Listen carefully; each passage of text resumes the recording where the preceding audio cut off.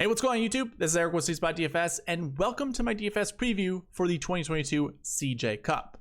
Now I'm gonna go over everything you need to know prior to building your DFS lineups this week, which includes looking at the general tournament information as well as past top 10 performers at this tournament. And that's really looking at their course history, recent form, their finishing position from last year, their finishing position from the week before, as well as their strokes gained stats and their salaries. And I do this all through the bucket system, which is a wonderful tool in analyzing top 10 performances. So if you want to see where I'll be covering all of those pieces of information, I have timestamps in the description below. You can also find them on YouTube's progress bar. All you gotta do is hover over the progress bar. You'll find them there. But I want to start this video off with some giveaway information. If you've been watching the last couple weeks, you know what the giveaway is. The first one is my subscriber giveaway, and I'm giving $10 to one of you lucky participants. First of all, you need to be subscribed, and then in the comment section below, I want to know, are you going stars and scrubs this week, or are you going to build a balanced lineup? That's the comment topic that I want you guys to leave in the comment section below. If you do those two things, and if we hit the goal of 250 subscribers, we are 5 subscribers away. So I have a good feeling by the end of this week, during my review video, I will be running this giveaway. So if you do, first of all, if you subscribe and you comment on this video, you're gonna get a free entry. If you want an additional entry, share it on Twitter. I think that's really the only place that you can really participate with any of my socials. But also, I'm doing a strategy video tomorrow. If you comment in that video tomorrow, and again, if you're subscribed, you get another free entry into it. And then I have a prize picks video on Wednesday that I'll be doing. And if you comment and participate in that one, you will also get another free entry into this giveaway. But of course, we have to hit 250 subscribers. That is the goal. Once we do that, I will run the contest, or I'll run the giveaway. And one of you guys will win $10 that participates. So again, that's all we need to do with this giveaway. The other giveaway is my prize picks giveaway. So if you sign up using the promo code SweetSpot and you put a minimum deposit in of $20, you're going to be added to a giveaway for $20. Basically, if you do deposit 20 and you win the giveaway, you're going to play prize picks for free. Plus, Prize Picks is going to match your deposit up to $100, so they'll double that. You will have $40 to play with, to play for free. And again, all you need to do, sign up using the promo code SweetSpot. We already had a winner last week in the review video. I did say that in the review video, so if you're wondering if your name was called, go watch it. I can't remember the name off the top of my head, but you are a winner. You're going to have to contact me through my email just to validate who you are, and basically you're winning. So again, do that. But for the giveaway for this week, and I'm doing this every Sunday, by the way, I will be running this giveaway every Sunday night. It doesn't matter. There's no, or I shouldn't say it doesn't matter. There's no goal associated with this giveaway. It's just, I'm going to reward you guys for using the promo code SweetSpot by giving away $20 free. So again, sign up with the promo code SweetSpot when you sign up with Prize Picks. Make a minimum deposit of at least $20. But again, remember, Prize Picks matches your deposit, so they're going to double it all the way up to $100. So it's up to you. You can either play for free or just get $20 back. It's up to you. But highly encourage you guys to do that. Okay, let's go ahead. Let's get into this thing. And I told you guys before, we weren't going to look at the tournament fact sheets, but I didn't really find a course breakdown that I could do. I didn't do a course breakdown for this golf course. Foolish me. Let me explain. So the CJ Cup this year is being played at the Summit Golf Club. If you recall, last year it was moved from South Korea, the Jeju Islands, and it was moved over to, well, in Vegas, Shadow Creek was the golf course they used last year. Because of COVID, they also moved that tournament to Las Vegas once again, or they didn't really have to move it very far, but it's at the Summit Golf Club this year. So it's kind of weird. This golf course was established, or the tournament was established in 2018, in 2018. And those first 2 years were played in South Korea. And then it moved to Las Vegas. And it's at a different golf course. So we have no course history for this, really for this golf course. Summit Golf Club, I think, hosted a few tournaments long ago. I don't even think there's a golfer in the field that has played any of the tournaments the PGA has hosted. But apparently we have 2 members at this golf course in the field. Colin Morikawa is one of them, and Maverick McNeely is the other. So just keep those names in the back of your head. I'm sure you'll be hearing a lot of that throughout the DFS industry. A lot of people are going to use that. And I think it's smart because if you are a member at a golf course, you do kind of get a little bit of an advantage. It just depends on how well they're playing. Mav McNeely, I probably trust a little bit more than Morikawa. As weird as that sounds, it's just the last time we saw Morikawa, it didn't look all that good. Individual tournament, that is, of course. So no course history. We could use tournament history. I have no problem with that. It's a 78-man field. I think barring any withdrawals or anything like that, there's no cut. And that's how this tournament has been throughout the entire existence of the tournament. So I think you can load up on that because it gives it a whole different dynamic with the golf tournament. I know everyone likes to talk about Xander Schauffele and how well he does at no cuts. Justin Thomas also does well at no cut events. But it is a limited field, and the bottom, the golfers at the bottom of the sheet, you probably just don't want to play anyways. But again, we're looking at tournament fact sheets because there's very little data, very little information about this golf course other than the scorecard they're using. I tried to go online to look for a course breakdown.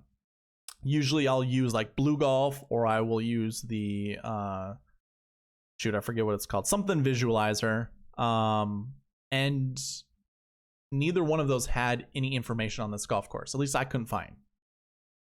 So I didn't do a course breakdown this week. Couldn't tell you what shot shape matters. Personally, the pictures that I've seen, it looks pretty wide open, wide fairways. But I'm sure there's going to be some shot shaping that these golfers are going to need to do. I just don't know which one is more important than another. So in a sense, it's kind of wide open. I think you want to definitely select your more I want to say like risk reward golfers, those willing to go for the green and 2 almost all the time. Birdie makers obviously would be a good way to start with. But I'm still going to leave the bucket system up to tell us, does recent form matter coming into this tournament, that kind of thing. Yeah, we'll still go looking at that. That'll help us get a little bit of an advantage.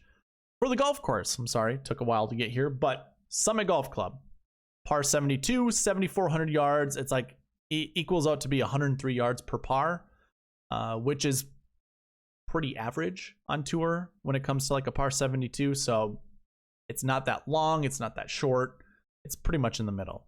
Average green size 6,800. That's pretty similar to last week, which was in Vegas, by the way. Shriners Children's Open was played last week. I don't care about any of this information really. I guess I do with water hazards, but I don't have data that we can look at to try to avoid golfers who find the water a lot. The biggest thing that I obviously like to look at is turf grass. And this week, it's interesting. So I've never heard of Dominator bent grass before. That sounds like a really aggressive type of grass. I have no idea what type of strain this is. And it doesn't matter. Look at bent grass stats with your putting stats. And if you don't have like specific stats when it comes to putting approach around the green, just go with bent grass, which I will be doing in this video. But if you do have those tools that can go layers deeper, then look. Okay, so I would have just told you look at Bermuda grass, but apparently the PGA Tour came in here. If you read this note here, it obviously wasn't happy with how the golf course was set up, and it wanted it to seed it with ryegrass. I don't know why. ryegrass is an easier grass to hit out of, and perhaps maybe the Bermuda just wasn't thriving. I don't know what the case is, but obviously you can read there, it says PGA Tour quality. So they overseeded with ryegrass. So it's going to be a mix of Bermuda and rye, and I don't know how that plays this week, if I'm honest. If this was like wintertime, where we're in February at the Waste Management Open, and we're trying to determine if that's overseed because it's cold and the Bermuda's not thriving, but it's still warm. You can see the weather right here to the left, 72 degrees. Now, on average, what you need for Bermuda to thrive is north of 60. So I think we're right in that zone where it's pretty good for Bermuda grass. I don't think the Bermuda is dead like it would be during the desert months or the desert tournaments that happen, in January and February. So for me, I don't know how to read this because there's going to be Bermuda, there's going to be ryegrass. Now, ryegrass, again, is easier to hit out of. Bermuda isn't. So when you're doing your stats, I don't think you're going to find an exact match when it comes to trying to research Bermuda with ryegrass added to it. And I would not, please do not use any January, February, March tournaments. This isn't going to be the same conditions. It just won't be. So we're kind of stuck. Bent grass is where you want to go with putting.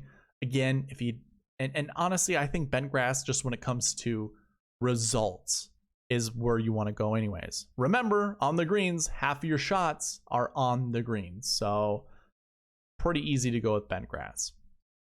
And really, that's all I have. Tom Fazio is the architect. It was built in 2017, so it's fairly new. This golf course is fairly new. And obviously, Fazio has his own way of creating golf courses. He's known for having back to front sloping greens. So yardage control is a huge factor here. And you will have to double check with weather and stuff like that to see what the wind is doing. I'm not going to go over a weather forecast like I typically do. So I'll include it here. I'm letting the the slider here at the bottom show you what to expect on Thursday and Friday. Sunshine, 72 degrees, very little wind. Now that's forecasted through weather.com. Last week, I was very disappointed in windfinder.com. That's a big tool I'm telling you guys to use. It did not forecast the wind properly. And even while the tournament was happening and there was very little wind, it still was showing in that particular area at the golf course that there were high winds happening, and they just weren't.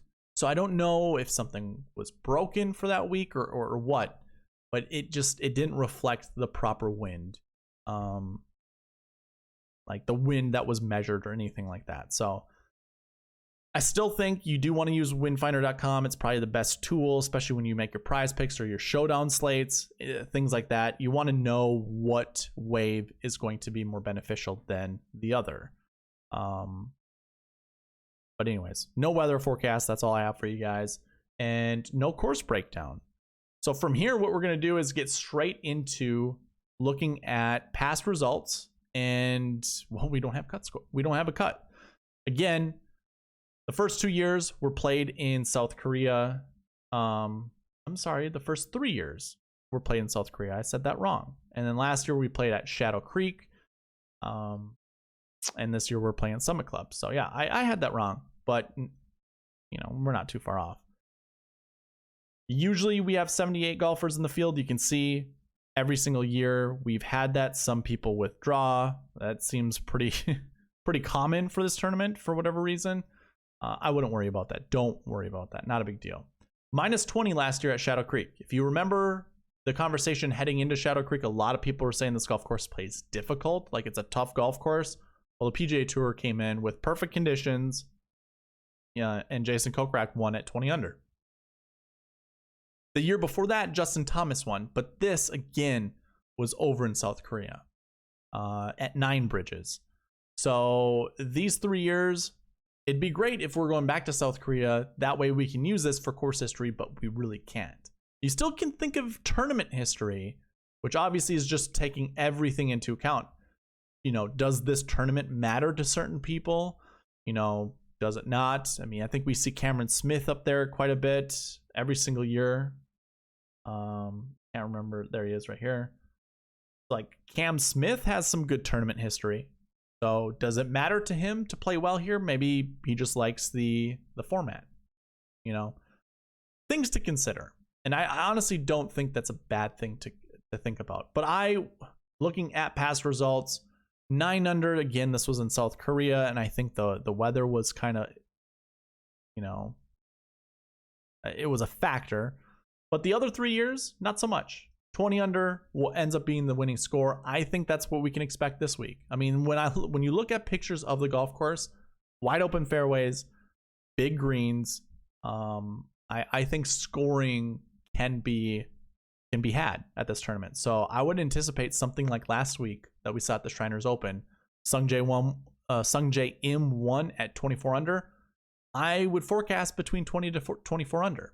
So I'm forecasting kind of a birdie fest for this tournament. And with a limited field, people are going to be playing aggressive. So I assume we're going to see low scores. So I build your lineups accordingly. Don't play your grinded out golfers like Jason Day, who we're going to see for the first time in a very long time. Now, maybe I'll take that back, because when I look at like 10th place, getting to 10 under, it wouldn't be hard for Jason Day to do that. I just don't think he's going to win.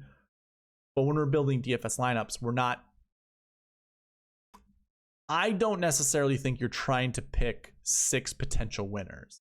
You want to pick 6 potential golfers that will be in your optimal lineup, and you should build accordingly. But trying to, you know, hit a home run with all 6 of your golfers, that's difficult to do. That's why you never really see me do a balanced line, or at least I never share like a balanced lineup with you guys. I'll say you need a specific salary, like you need a 10K range golfer, and go with it. And that's how I build my lineups.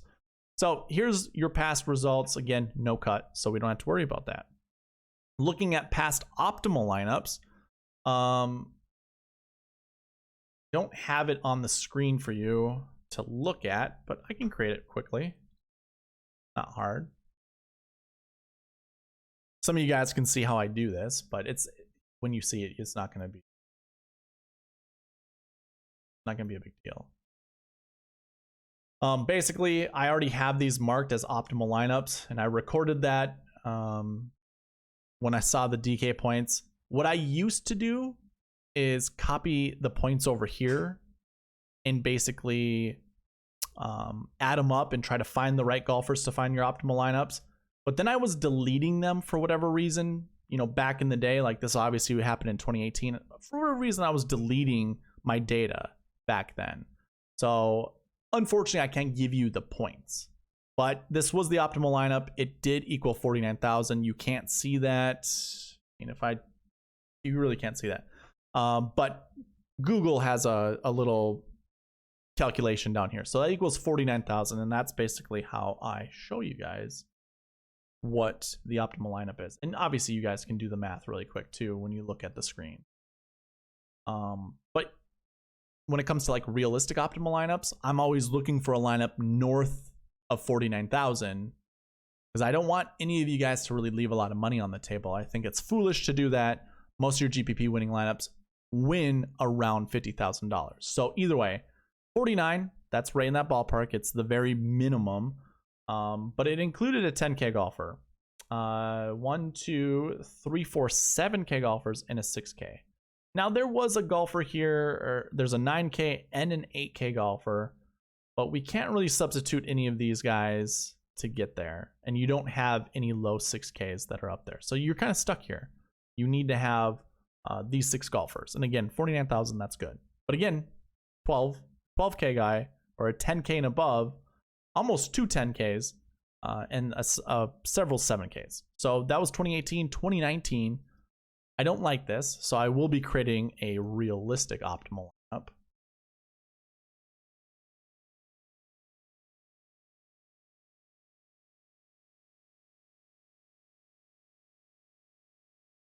basically, again, we're just trying to find something that gets close to 50,000, but north of 49. Either way, your optimal lineup here had another 10K golfer in there, a 9, 7, 6, 6, 7. So multiple 6s, multiple 7s, and a 10K and above. And again, I mean, we're going to have to be building our lineups around a 10K golfer. So I would not be worried about that. But when it comes to substituting this, so $1,500 is what we can replace. I mean, we could go from Rafa to Cam Davis, or I mean, Cameron Smith. That gets us to 49.6. And I think that's what I would probably end up doing anyways. So 49.6.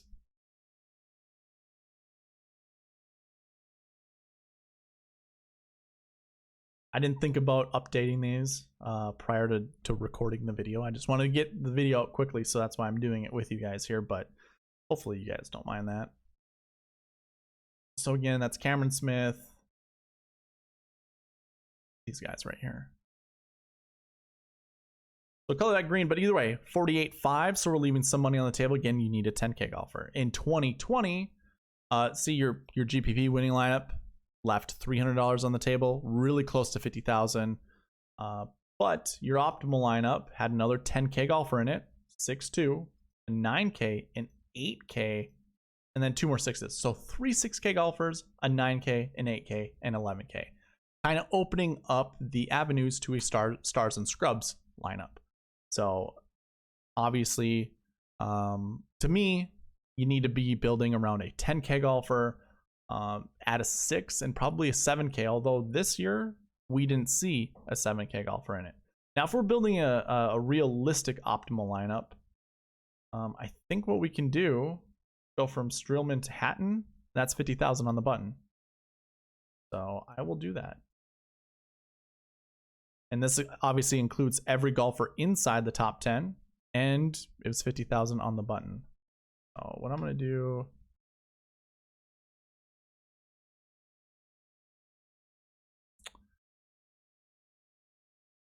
this, I'll go back to the previous page, just copy that instead of, you know, boring you guys with updating this all the time. Okay, so that was 2020. 2021, 47.5. So we're leaving a lot of money on the table for optimal lineups, but when it comes to your GPP winning lineup, 49.8. And just give you a little like an idea of the gap between the points. 645 points was scored here on this GPP winning lineup. The optimal scored 694. So there's about 40 points in between, almost 50. And again, we had a 10K golfer. You had a 10, 9, 6, 7, 6, 7, 7. So it looks like you kind of want to go stars and scrubs. Get your 10K golfer. If you do like a 9K golfer, like, don't mind it. There has not been an optimal lineup that was balanced for this tournament. So keep that in mind. That's a big thing to think about when building lineups. Now, if we're looking for a realistic optimal lineup, we're probably not including Gooch, and we're probably going with Neiman. No, we're not. That's 48.8. Maybe you go with Gooch. We take Bubba out. Too much. Awa? 49.7. So I don't know. I'd have to actually really look to see what the realistic optimal lineups are, but you still would be using a 6K, a 7K, 2 7Ks, a 6, 10, and a 9. And then you could go anywhere between like 8.8 all the way up to 9.8. So in that little threshold, so you could have an 8K golfer or another 9K golfer to go with your 6 and 2 low 7s. So just throwing that out there. It seems pretty stars and scrubsy that you want to go in order to take something, like take a GPP down pretty easily. We'll see if that changes, but that's kind of where my head is at when building lineups. How about this? Let's look at some grass stats first. I think looking at grass stats will help us try to determine who our favorite bucket golfers are. So again, I'm using bent grass because that's what the greens are. Your best bent grass golfers. So these are your top 20 that you see on the screen right now. Yep. You can't see Poulter. He's number 20 on the list, but you can see the rest of them. Rory McIlroy, the top guy on bentgrass golf courses this week. And then goes Justin Rose, believe it or not, at 7,900. Hideki, Dustin Johnson, Jordan Spieth, Justin Thomas, Xander Schauffele, Tony Finau. I'm not going to name them all, but you can see one interesting name, Mr. Ricky Fowler at $6,400. This is a tournament that I don't mind Ricky in. I'm not going to have a lot of exposure to him, but not a bad play, considering that bentgrass is probably one of his better surfaces to play on. But you have a ton of good golfers here, and definitely all your 10K golfers are up here. They're probably your better choices to go with. Now, I also kind of like to look at your top 10 success rates. Basically, DJ, he has a 50% clip of finishing inside the top 10 on bentgrass. So he's either going to finish top 10 or he isn't. Obviously, but it's 50%.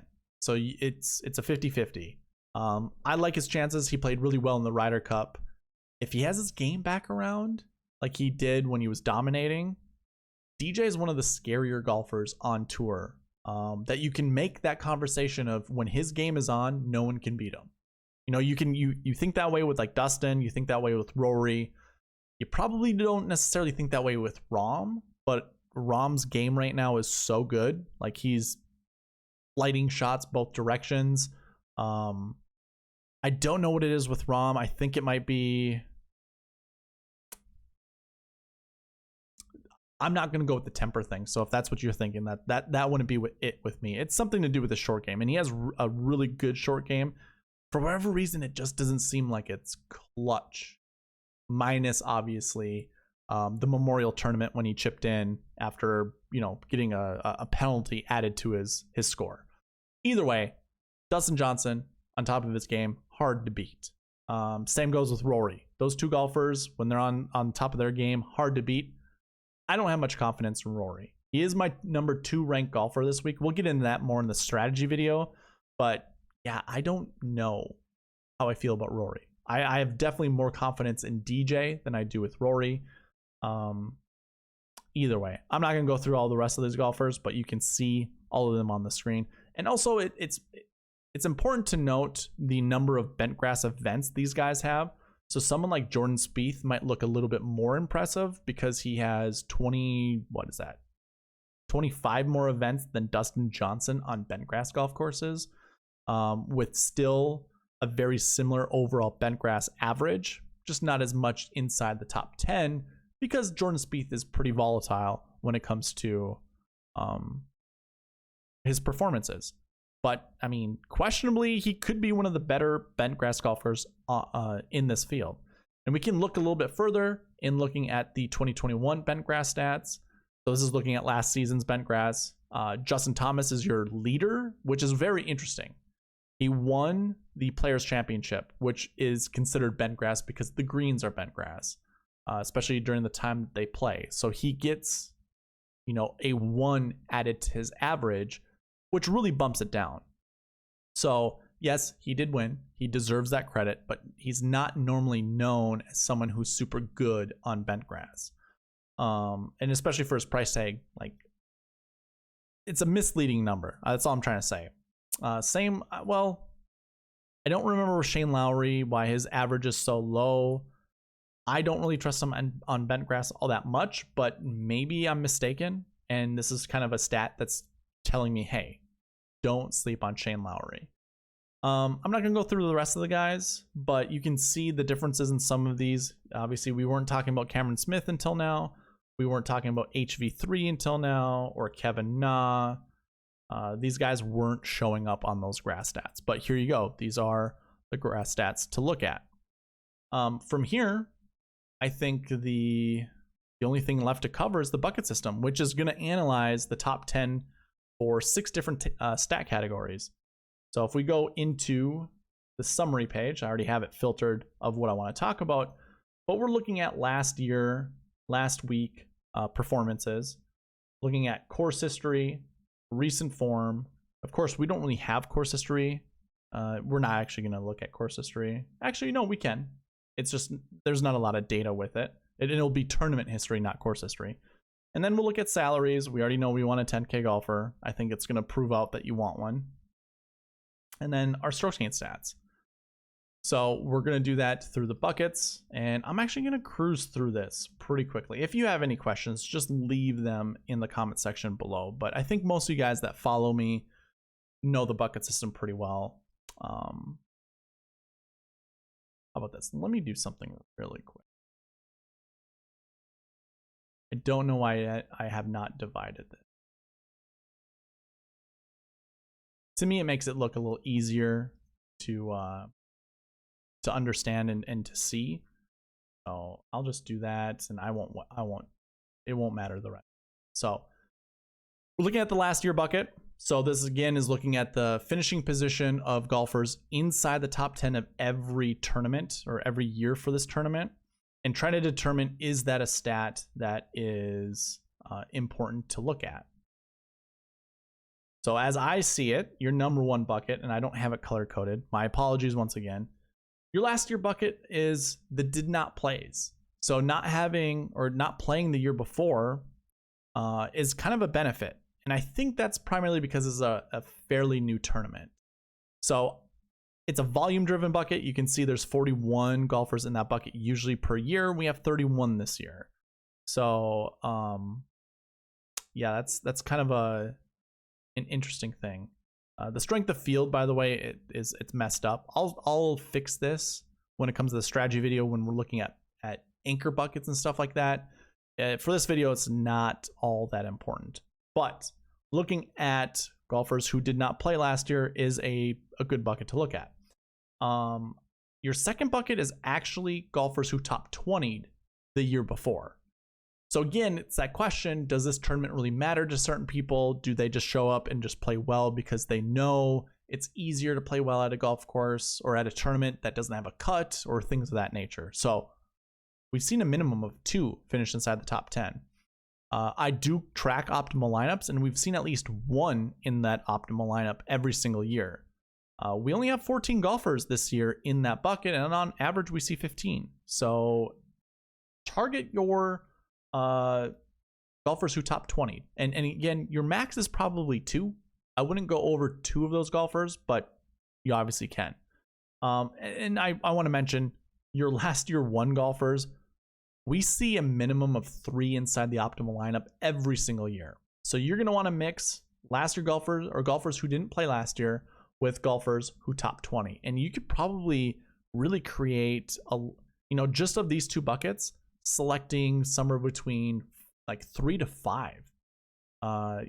Selecting maybe 3 to 5 golfers out of this bucket and selecting 1 to 2 golfers out of this bucket. So you could probably make a whole lineup with your 6 positions from these 2 buckets, and you're going to limit your field a little bit, not a lot. You're going to exclude 33 golfers from your lineups, but that's still kind of a help when it comes to building your lineups. I wouldn't necessarily do that. Again, I'll go over this in the strategy video, looking at your anchor buckets to try to figure out which buckets we should really choose from. But your top 2 are not playing and top 20ing the tournament the year before. And there really isn't much to say about the other buckets. They don't really show up that much when it comes to the last year stat. Looking at last week, though, that's a good one to look at, because this is, did the tournament from the week before matter coming into this one? Looking at your top 20s, your did not plays, your missed cuts, that kind of stuff. And when it comes into it, your number 1 bucket are golfers who did not play. And again, ignore the strength of field. That's not being updated properly. In fact, here, I'll make it easy. Did not plays. We've seen a minimum of 2, a max of 11, and it has a 13% success rate and a frequency rate of 100%, meaning it just shows up inside the top 10 every single year. When it comes to optimal lineups, it also shows up inside your optimal lineup every single year. We have a minimum of 1 and a max of 6. So you could create a whole lineup with nothing but golfers who did not play last week. So again, if you're looking for an edge of, hey, golfers who played last week, I want to load up on the ones that did well. Well, maybe not, because you could build a whole lineup with golfers who didn't play last week. Your number 2 bucket is that 20 to 40 range. So anyone who finished 20th to 40th place last week, it's not a super confident bucket because we've seen 0 inside the top 10. We've also seen 0 inside the optimal and 0 inside the top 5. So it can strike out. Now, the frequency rate is 75%. So of the 4 years we have data, it has hit 3 years of those 4 years. And that includes the optimal lineup and the top 5. So that 20 to 40 range, not terrible. Again, we'll look at this. I'll update the strength of field because that plays into the projections and the max ownerships. This also should be a bucket you really don't need to look at. But your number 3 bucket, top 20s. So yeah, coming in with a decent finish from last week will be beneficial. We have seen 0, much like we saw with the last year 2 bucket, but we still have that 75% frequency rate. Now that doesn't show up with the optimal lineup. It only shows up 50%. So when you are creating lineups, let's say if you create 10 lineups, create 5 of them with at least one golfer who topped 20 last week, and maybe one golfer who finished 20 to 40, and some golfers who did not play. I'll go through like the golfers, their buckets after I go through this. I just want to show you kind of your general information and go from there. Now, course history, this is really only, like, I make sure before I record any course history, there has to be at least 2 years of data in order to create course history for a tournament. And again, this is tournament history. It's not course history because we're playing at different golf courses, or we have over the last 3 years. A reminder, when this tournament started in 2018, it was played in South Korea at 9 bridges, and it played there for 3 years. But then because of COVID, it switched over to Las Vegas last year. And then this year it's also in Vegas, but at a different golf course. Just a reminder. So when we're looking at this, we're really looking at 4 years of data. No, we're looking at 2 years of data, because the first 2 years, again, we're analyzing the top 10 of every tournament. The first 2 years don't have course history, so we're not recording course history buckets whatsoever. So we're only looking at 2021 and 2020. 2 years of data, very hard to normalize, very hard to predict. So I would say we probably skip this, but if you do want to know, not having course history is your number 1 bucket, followed by having a top 20 course history. So anywhere between 0 to 20 as your average finishing position, and then having that 20 to 40 average finishing position, that is also a top 3 bucket. So when it comes to tournament history, there you have it. Now, recent form, I think, is a better one to look at, because this tournament every single year, when we looked at 2018, has had course history. Now, I include the weeks that the PGA Tour is off, so that includes, but it's also looking, my recent form looks at the last 8 weeks, including the tournament that's being played. So it's really looking at the last 7 weeks. But yeah, course history, I think, is actually a pretty decent tool to look at this week. And especially when it comes to the buckets, we can probably determine which ones are the best. Now, your number 1 bucket, just by frequency alone, the amount of times it's finished inside the top 10 is that 20 to 40 range. So that means pretty decent recent form, followed by that 40 to 60 range. So again, we're looking at pretty good recent form coming into this, being a help to determine success. Now, for both of these, we've had a 75% frequency rate. So of the 4 years, we've seen 3 inside the top 10. Optimal lineups is interesting. So I didn't record 2018. No, I did. I do have 2018. We have 2018, 2019, 2022. So I'm missing a year for whatever reason. I'll have to figure that one out. But as it goes for now, it's showing 66%. So whatever. So this would be 2 out of 3 years. Again, we see 0 show up. So it obviously struck out. And you can see top 5 frequencies over here. So having good recent form is definitely a help. And then really good recent form. So having an average finishing position of 20 or better, that it has a 100% frequency rate. and it has it 100% frequency rate, not only in the top 10, but also in the optimal lineup. And it's the only bucket of recent form to do so. So load up on your guys with good recent form. And if I come back in the strategy video to determine, what your projections should be, last week when we did this, we hit 28 out of 29 buckets with their projections being correct. I was gonna say 100% correct, but that wouldn't make sense. So I think watching the strategy video tomorrow will be definitely beneficial, and I will have these updated. So these aren't going to be your numbers right here. Do not pay attention to for this video. So we determined we want good recent form. Now, how about strokes gain stats? Obviously, you know me, I do strokes gain a little bit different. I don't look at rolling stats. I don't do any of that stuff. I'm looking at season long because that'll give you your most normalized data. I could use recent form stats. I think I actually started doing this last year, if I recall. Maybe not. I think last year this tournament was the very first tournament that I did the dream sheet for. So nope, I guess not. I don't have the recent form stats. Oh well, not a big deal. I guess recent form, what I mean is strokes gain stats. I'm not doing rolling data or anything like that. I'm just looking at positive off the tee, or I shouldn't say positive off the tee. I'm just looking at off the tee and putting stats in the different combinations of those. I'm not really caring about approach. I'm not really caring about around the green. You really don't want to get stuck thinking this is a ball strikers golf course and you need all ball strikers, or this is a putting golf course and you need all good putters. To me, everything is determined off the tee. All of your stats are determined off the tee. Whatever a golfer is doing off the tee will determine the next progression of strokes gain stats. So that's why Bryson probably won't ever have decent approach stats anymore, because he's hitting the ball so close to the green that he would have to park the ball inside 7 to 10 feet every single time in order to gain strokes gain stats.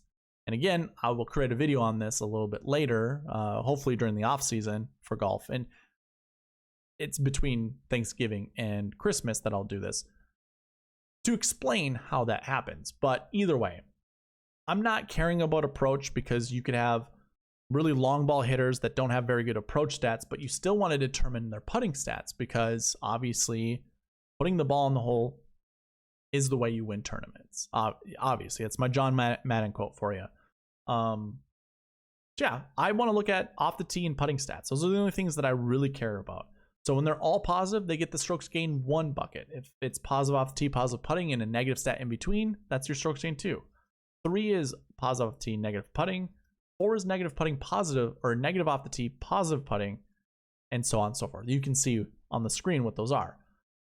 This is just my way of keeping track of this, and we can keep track all the way back to 2019. I don't have 2018 stats, but 2019, 2020, and 2021. So I have 3 years of data here showing you what has mattered in the past.